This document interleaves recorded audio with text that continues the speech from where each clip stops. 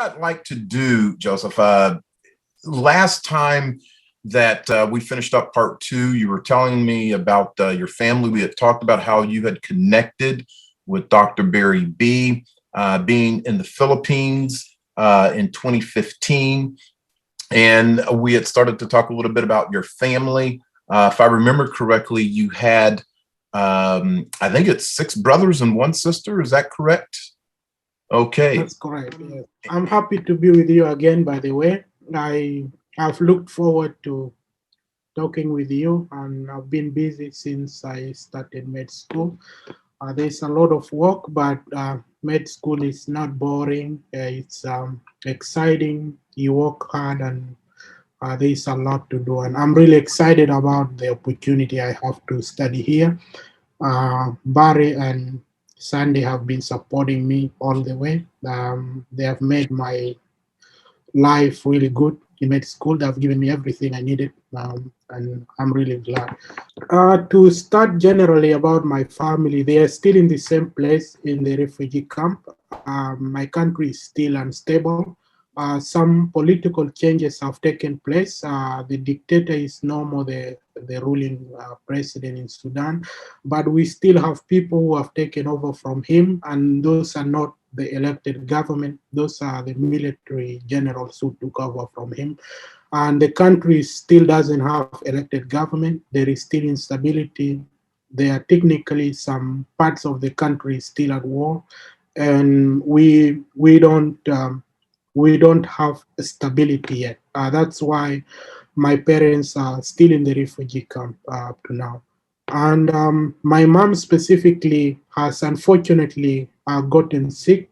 She had cervical cancer, and she's taken from the refugee camp to the city to get treatment. She's been to the city for almost 2 months now, and she's trying to get some treatment there. It's been long and things are moving very slowly, but we hope she can get some help and get well. Yeah. Sorry to hear that about your mother. And yes, we do pray that she will get the medical attention that she needs and that God will bring some healing to her. How many people are in the refugee camp now? There are a lot of people. There are a lot of people. Mhm. There Yeah. are thousands of people.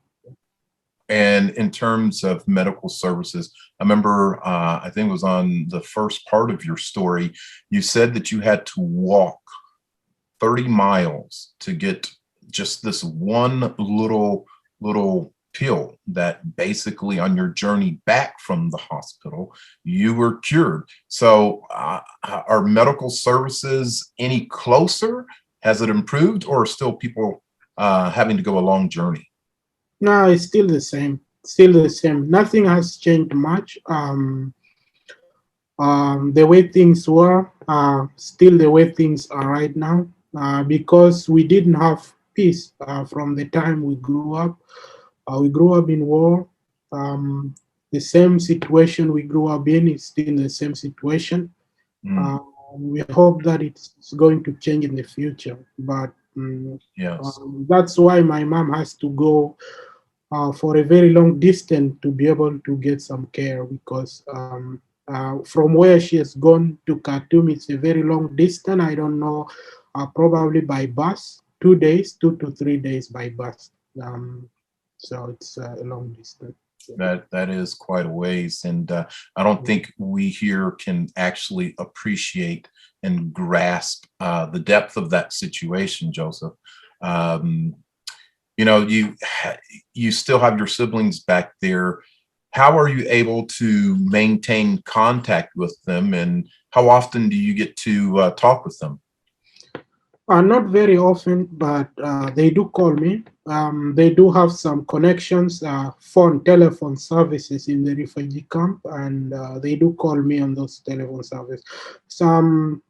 Most of the time, I don't call them because the telephone service is not everywhere, especially where they stay. So they have to go where they can find connection, and then they call me from there.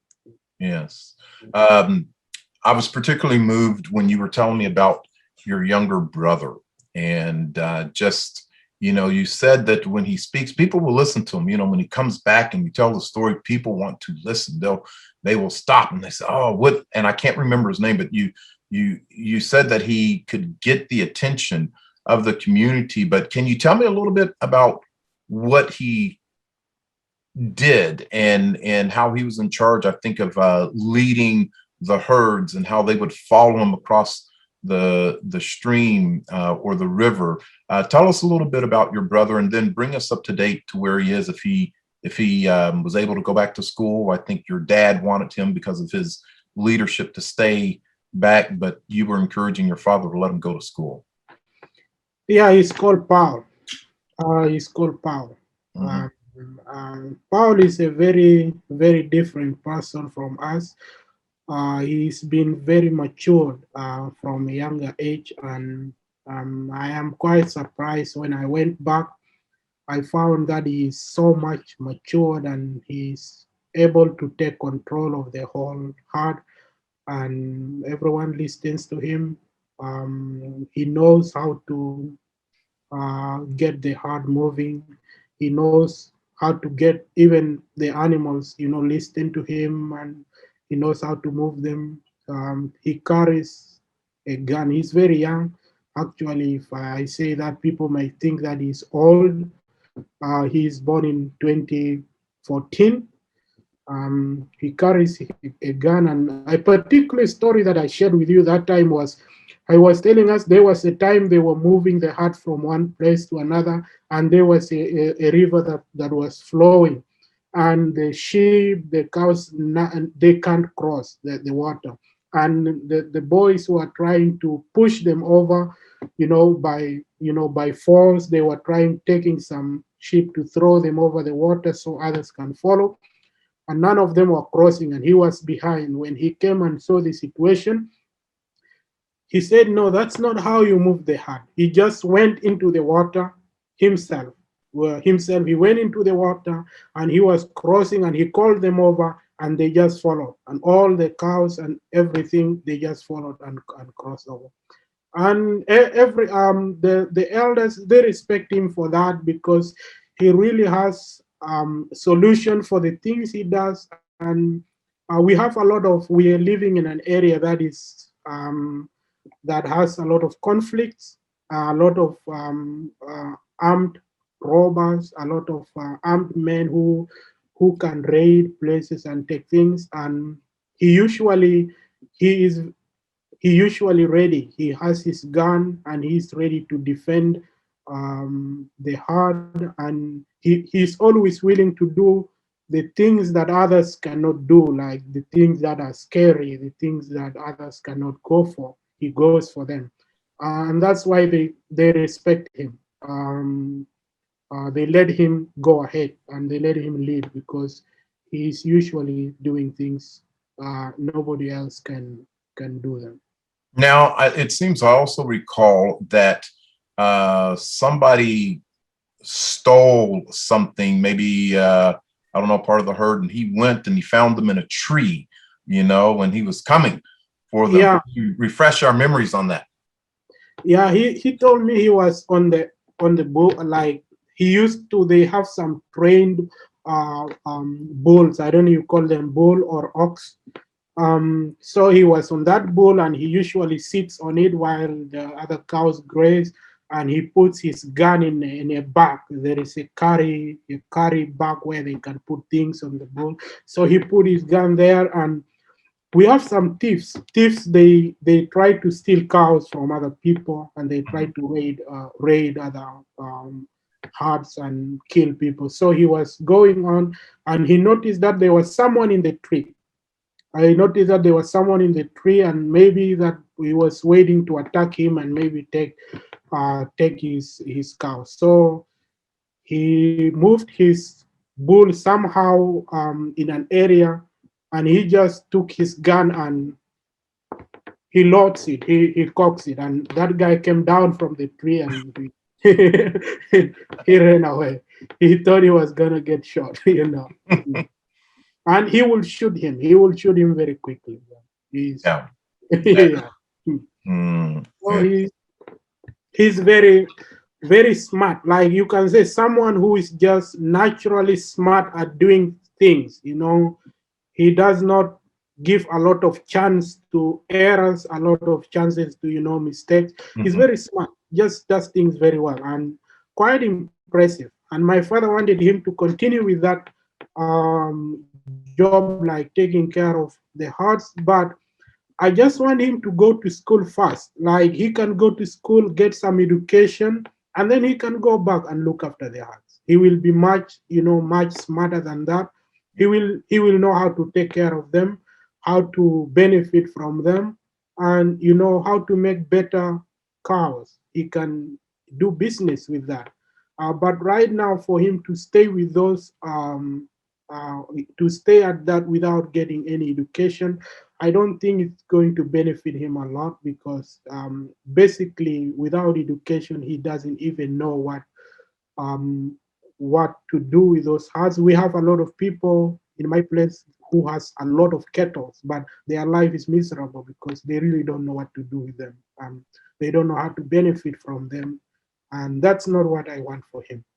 He loves them, but I told him go to school first, and then you can come late and take care of the herds, and I'm sure you will live better. You will live a better life. You will take care of yourself and your family, and you will be able to raise better herds as well.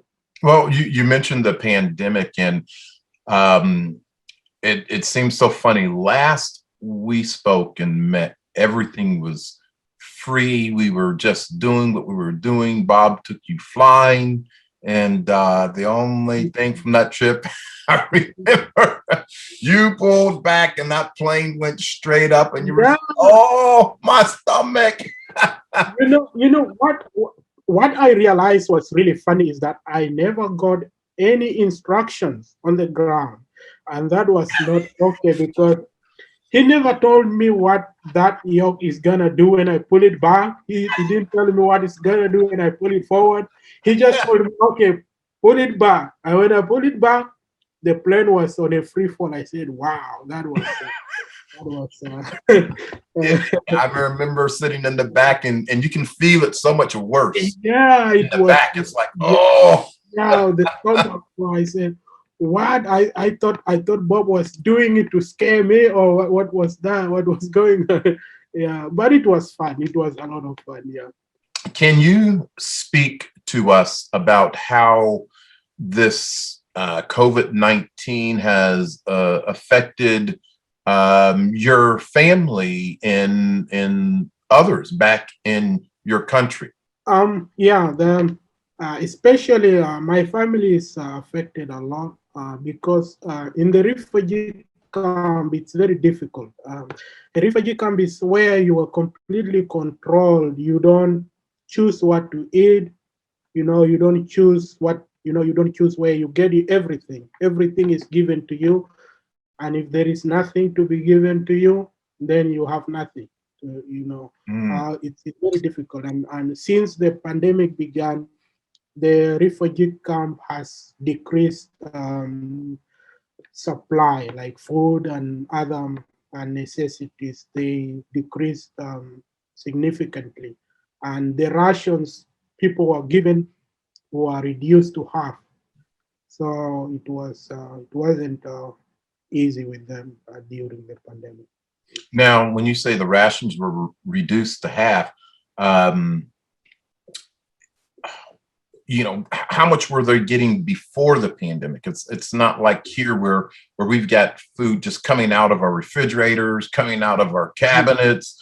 Uh, so reducing to half is significant. I mean, it could be in some larger Yeah, families, people have to decide, okay, who eats or how much they eat or what meal they skip. yeah. People don't eat like a lot. They eat either twice a day or once a day, like a good meal, not like by the standard here. A good meal by their standard once a day, and then the rest of the day just going by. And yeah, they don't like eat here. You have breakfast, you have lunch, you have supper. That's too luxurious for them. People see you and maybe even somewhat as a hero. how, and maybe you can speak to this, how has your educational progress helped and inspired others, and what did it take for you personally to be sitting where you are, wearing that doctor's lab coat there, and to be really a world apart, but you're still connected? For me, being here for me is a miracle. When I try to think back of where I come from, Mm-hmm. uh, quite a distance. When I was young, I wanted to be educated, but never in my wildest dream did I expect to be this um, successful in my education. And I really just think that some things I cannot explain them. I've gone through a lot of struggle. Sometimes I've just studied on my own. I worked and I studied, like my high school. I worked and I studied. I work in the evening. I study in the morning to get by. But I attribute a lot of my success to the people who found me along the way. A lot of people helped me along the way, and I couldn't have done anything really without them. And a lot of people who really took care of me, and they gave me what I wanted for education. And right now, I am studying medicine, which is quite costly. And I study with a lot of students from the US who are studying on what you call student loan, and they told me when they graduate they're gonna have a lot to pay. But I basically someone pays me, and I when I graduate I don't have a single um, I don't have to pay anything, and I to me they don't know where I come from. You know, my parents come from a refugee camp, and for me to have such a blessing where everything is taken care of, I think it's a miracle, and my angels are the people who have stood by me all through, and people still stand by me. And I think my main motivation is to go back to my country when I am finished with my training, and help start um, healthcare, help start an education system that can really change something from the places I come from. There's a lot that is needed, and I think I'm needed most in in my home country. I'm needed most, and hopefully my plan is to go back and help. I have to agree with you. It is a miracle, and it's a miracle for any student just to get through regular school without coming out in a large amount of debt, but then to um, have an advanced degree, and especially a medical degree, and come out like that. And the blessing of that is being able to come out and go back home and serve those people without worrying about this massive mountain of debt, so you can now give a mountain's worth of service. I'm 100% sure that God will use you back there, because you do recognize those that have helped you, and you recognize that it's a blessing, and you will be able to indeed be a blessing to others. And I think that's just absolutely incredible. Since you have completed your first year, is that correct? Yeah. Okay. When you arrived, um, it must have been this incredible feeling of I'm here, and you have to take it all in. But what are some of the challenges, or were some of the challenges that you faced? I think the challenges that I just face right now is emotional challenges. Mhm. I don't have financial challenges. Barry and Sunday have stood with me. They have given me everything I need, and I don't really have any of that challenge. The only challenge I have is thinking about my family, my relatives, and a lot of things that are going on in my country. and I have to, basic needs. And my mom got sick, and I have a lot to think about. Obviously, she's the person who took care of me in the most difficult situations, and she's the one who gave me the strength to be able to be the person that I am, who is able to fight and get my way through all that I did. Yeah. And I really have a lot of debt to repay her. Mhm. She's the person that I owe so much to, and I hope I will be able to repay her someday. But she's now getting sick, and it's not a good news to Mm. be to have cancer. But I still hope she will be fine. That's some of the increasing emotional challenges I have to deal with. Medical school is a high energy study. It's Mhm. not something you can give it half attention, and it's a lot of work to do, a lot of things to study, and I feel like I should be able to balance myself, balance the emotional challenges, and balance my study. Still, it's going to take part of me. It's going to take. It's going to decrease my energy to focus, but it's not something new. I've gone through this all my life. I've gone through this all my life because I had to grow away from my family. But just that I need an increase. The work that I do now is high energy. It needs a lot of attention and a lot of focus. So that's why I am feeling that part of my life right now. But I still thank God. I still thank God I'm able to do it. Yes. And yeah. Well, Mm. because you have so much to balance there, just between your mom, between the home, and the pressures of study. Have you been able to meet some other students there that have come alongside, and they've basically been able to help you in some of those times, or help you in the study sessions to kind of lighten that load and be good friends to you?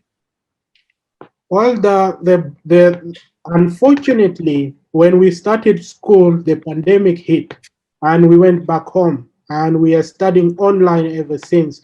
That's the worst part of the this year, because we didn't stay on campus that long. We didn't make friends. We stayed just a short time. When we just starting, that's when the pandemic came, and we had to close and go back home and then study from home. But still, I do have friends, and I do have friends, the people we met in the first days of we help each other, we studied together, and I think they are good people. The school is good, and it provides a lot of services, even services apart from academic services. They are willing to talk to us and counsel us if we had any other problems. I think I'm really grateful for everything. Yeah. Are you still able to maintain contact with those that you went to school with prior to here, some of the other rangers, if you will, that Dr. Barry B was able to help and mentor along? Yeah, yeah, we are together. We speak most of the time. We talk with them, and actually, we talk with Barry and Sandy twice a week. They have been really Excellent. supporting me a Excellent. lot. They call me every twice a week. They call me on Zoom, and we chat with them, and that has really been so helpful. So I've never been alone. Yeah, I speak with the Rangers as well. Sometimes we do have meetings, and we chat together and we talk on some issues. Yeah. I think you guys being together, just what an uplifting that is, and what an incredible encouragement that is, to see how you are persevering where you are. Um, you know, before we wrap up, when you look at where uh, a lot of young people are today, and they're thinking about how incredible your story is, and some of them may think, oh, I can never be like a Joseph Sitar, but what encouragement, what advice would you have to give if you were sitting around the table with my kids? What would you say to them, Joseph? Well, although I call everything that has happened to me a miracle, Mhm. I do think that I do think that things happen like a miracle only if we are willing to work for them. And my journey seems like it's a miracle, but when I recall every step of the way, I have worked for it. I've worked very hard through all the decisions that I made, and I've not taken anything for granted from the time I began. I clearly knew that I want to get educated, and I never played around that. What I can advise young people, I just want them to know what they want, and they should be able to work for it. Life is not a miracle. You have to make conscious decisions to follow your desires, and you have to work for them.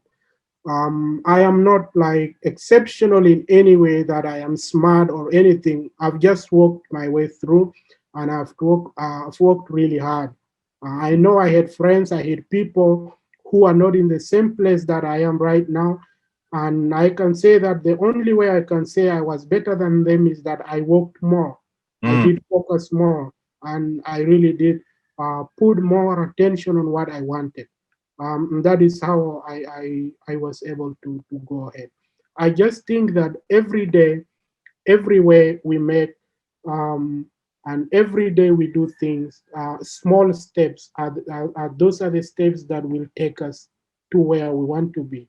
Like every day, what you do every day, um, the steps that you take every day, the decisions that you make every day, those things compound together and they propel you forward. Um, if you don't play with small things that you do, they're gonna take you to big things because the steps you take may be an obstacle towards where you really want to go. My life has seen a lot of things. I've lived alone, like I've not lived with my parents, and I did not have any elderly person who tells me where to go, where not to go. And I, of course, had people who have all kind of influence on me, but I've always managed to say no. I've always managed to not do something I am going to regret, and I just respected myself and every day I make choices I knew are taking me towards the direction I want to go.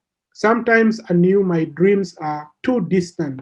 I knew my dreams like too far from me, and I probably might not be able to go where I want to go. But I knew that if I followed the steps that I did every day, if I had to study, if I had to work to go to school, if I had to be disciplined and do well in my school, those are the small steps that I did every day, and surely I am here. And I'm glad that anybody can do that, and anybody can do what they want to do. That is outstanding.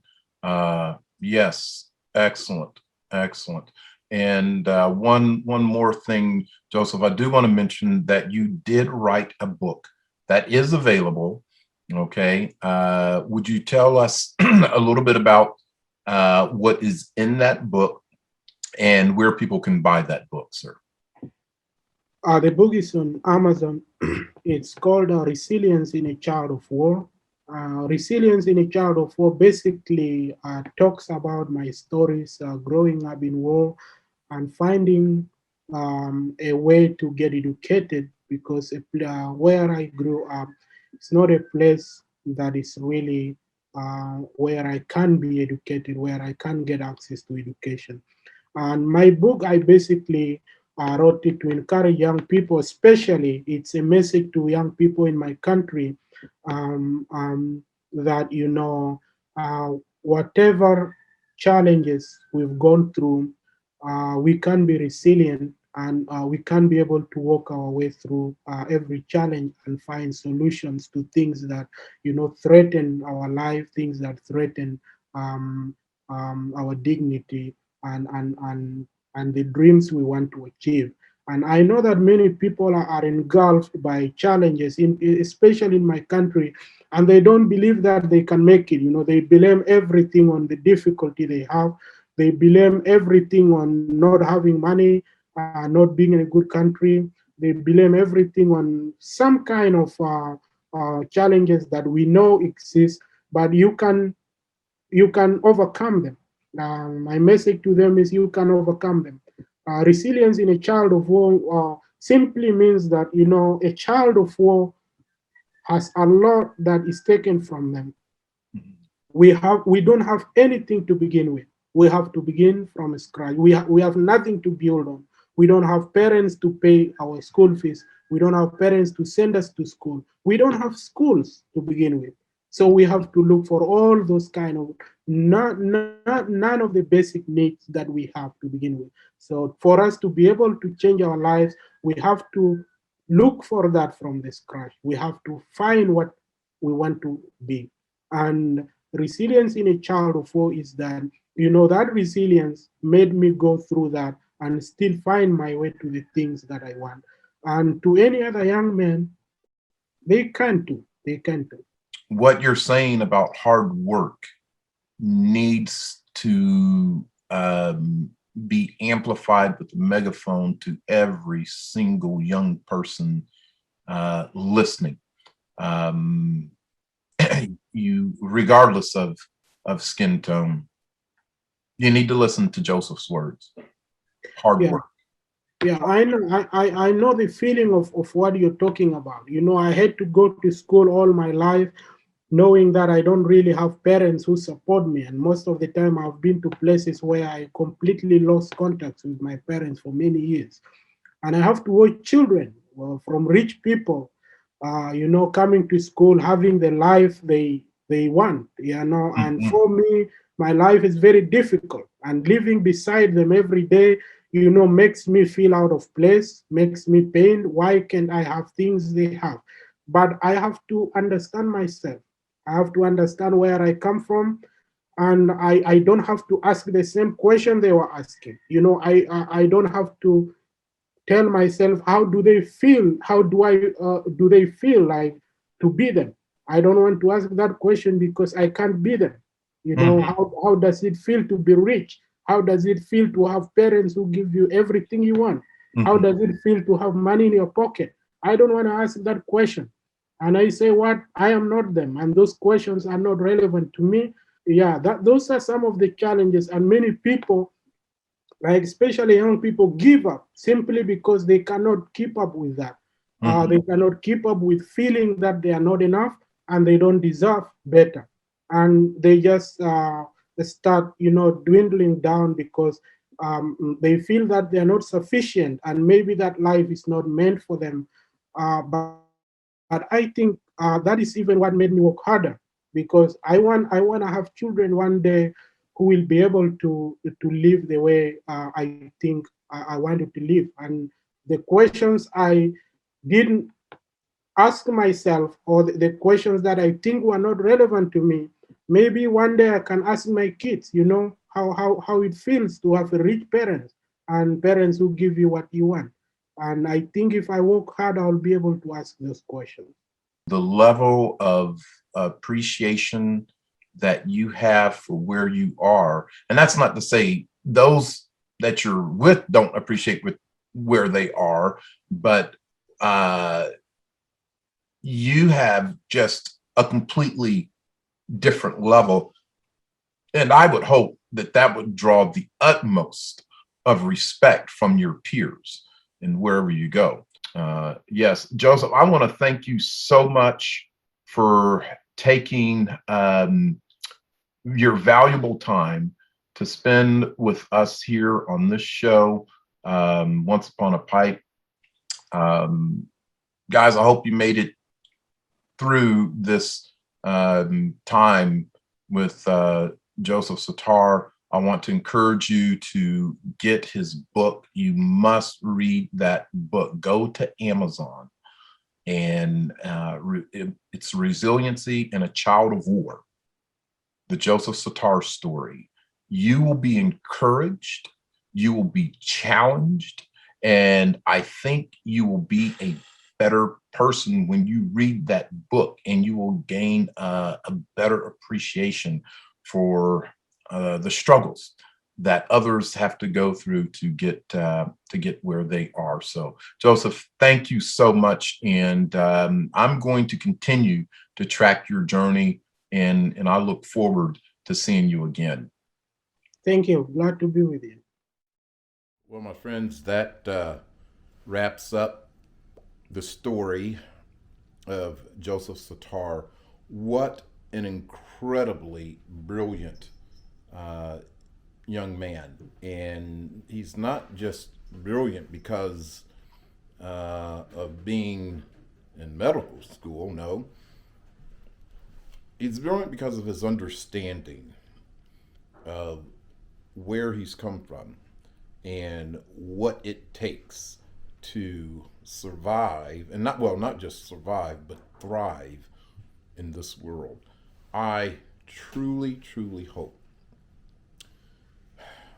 that if you're out there and you have ever doubted yourself, if you have thought, I can't do this, or maybe you've thought there are too many obstacles between you and your goals, um, don't ever give up, okay? Don't give up. The biggest obstacle might just be yourself.